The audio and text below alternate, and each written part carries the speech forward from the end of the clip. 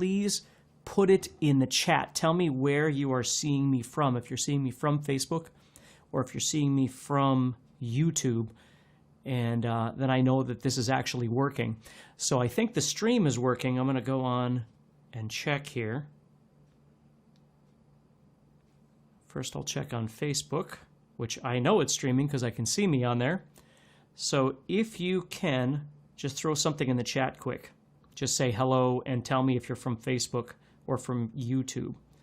Now I'm going to head over to YouTube. See if I can see it on there, which I can. All right, perfect. Perfect. Facebook. Okay, well, cool. This is working. All right, good.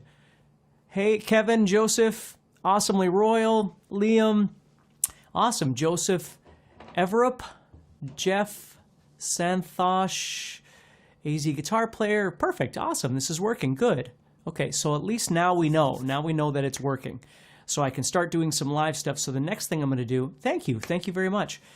Thank you for teaching me so much, Steve. Awesome. On Facebook. Thank you so much. This is awesome. Well, good. Now we know that this is working. So the next thing I need to do is try and figure out how to schedule them and actually have them go live. And then we can chat with each other, which is perfect because I can see all your chats here.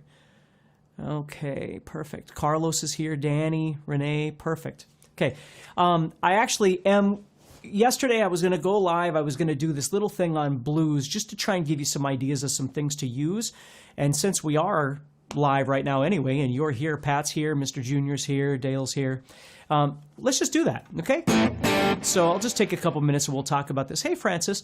So one thing I want you to understand is, if you're like me, when you're learning how to play, you spend a lot of time working on rudimentary things, whether it be scales, whether it be theory, whether it be licks or something like that, or a particular kind of technique that you're trying to develop, and all of that is awesome.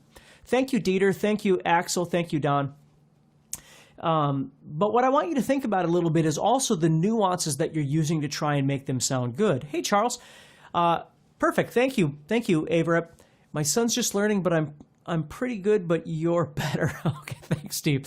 So let's go ahead and take a look at this. So what we're going to do here is I just want to give you some subtle elements that you can use in your blues. Okay, let's just take the A minor pentatonic. If you have your guitar handy, I'm not going to take a bunch of your time, but just some things to think about.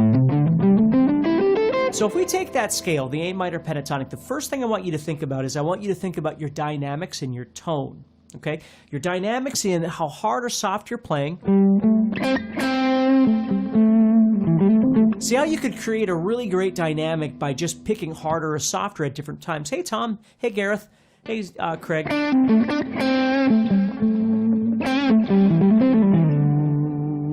So you got to think about that a little bit. Think about the tone that you've created. And again, tone is a whole nother conversation. But if you're trying to play something that's a bit more mellow or a bit more heavy or clean or whatever the case may be. Hey, Fabian. Hey, Benji. From Haiti, that's awesome.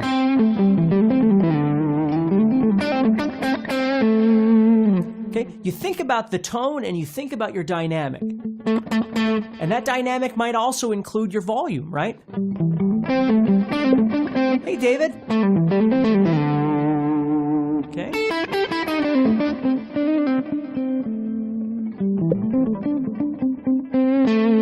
Right? And it also might include your which pickup selector you're choosing.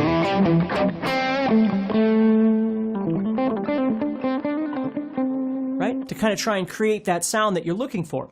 The next thing I want you to think about is how important these things are. Bending, vibrato, and slurs, which for us, slurs are going to be hammer-ons, pull-offs, and slides. So bending, you've got whole step bends. Right? You've got, for instance, blues bends, which I just love the sound of just those little teeny subtle little bends, and a vibrato. Okay, those kind of things. And again, we'll get more into this stuff. Right now, I'm still, we're testing this software, trying to get this to work. Let's see here. Kevin's here, Dendy, Rebecca, Nelson. Hey, everybody. Kevin.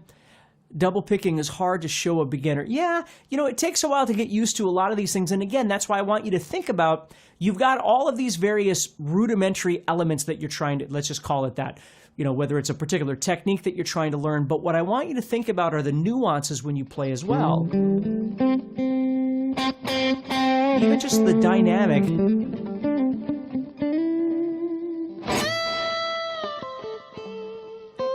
Hey, Mike. See? And then as you get more comfortable with, again, bending, vibrato, slides, hammer-ons, pull-offs, all that kind of stuff, then you start thinking about some other notes that you might add in. For instance, if we're playing blues, a great one to add is the blues note, which is right here. If you go to your root, wherever your root is, pentatonically, if you go up 1, 2, 3, it's the next note. And it's a pretty ugly note over the root itself. Okay? But it sounds great when you use it in conjunction with other stuff. Just Say It says, glad caught you live. Really helped me get back into playing. At 45 years old, finally figuring out lead. Thank you. Thank you. I appreciate that. Thank you. Boxing for Fitness. Thank you. Okay. Let's see here. Still doing Stonehenge. Thank you, Jack. Yeah, I'm actually the little guy that runs around in the stage for Stonehenge. That's me. See, that blues note is just cool. And you can use it in ascension or descension or back and forth. Let me show you. If I'm descending the scale or ascending,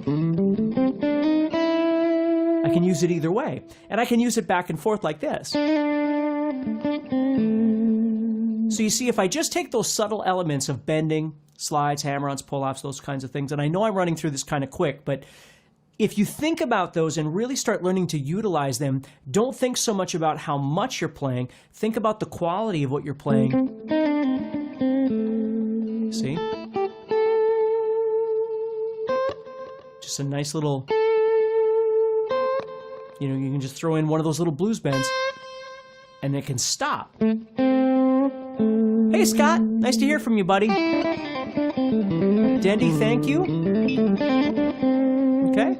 So hopefully that makes sense to you. Hopefully that helps you a little bit. And I swear what I'm going to be doing is going live a little more often here during the day to try and give you some different kinds of things to think about. I'm trying out this Restream software, trying to see if I can get it all working. I was having a problem with it, and it looks like we've kind of got it figured out, so I can actually start scheduling some things, and we can hang out. Hey, Louie, nice to hear from you. So, all right, so let's think about those, and let's start working on just the nuances. Think about subtle elements like dynamics, picking harder or softer. Okay? Think about your tone. Think about your toggle switch and your volume and that sort of thing. And again, you don't have to be overwhelmed by it. Just learn how to turn your volume all the way up and turn it back. And learn how to really control that. Most importantly, hey, Beth, is to learn how to control that through your guitar pick. Then start working through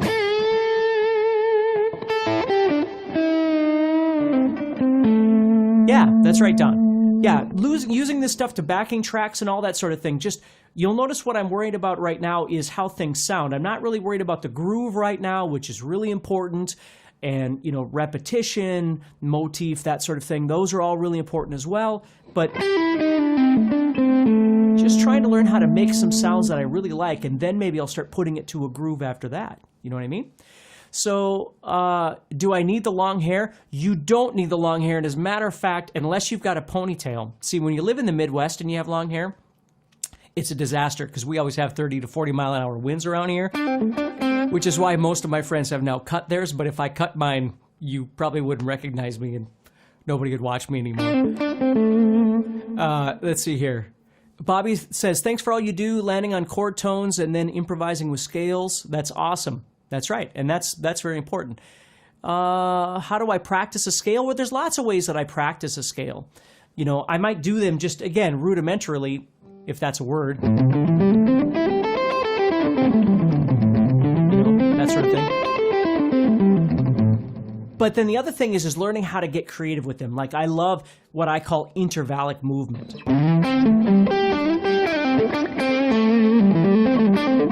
So intervallic movement is when you try and do things where it doesn't just sound like you're going up and back down.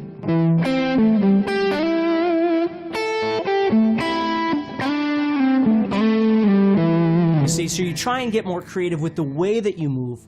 And again, this is what I'm talking about. That's the whole point of the conversation today, is being creative, right? Don't just play. You might have a great lick that you use, right? You know, whatever it might be. But when you're playing creatively, you're trying to think outside that box. So when you're thinking about scales, like I always, if you go on YouTube, you can look up my name and look up the term meandering, and you'll learn about this. But you start learning how to get...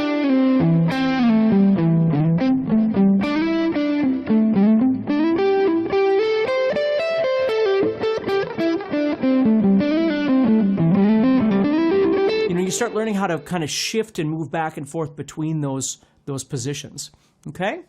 And then you start learning how to jump over things to get more unique sounds like that. You know, you might...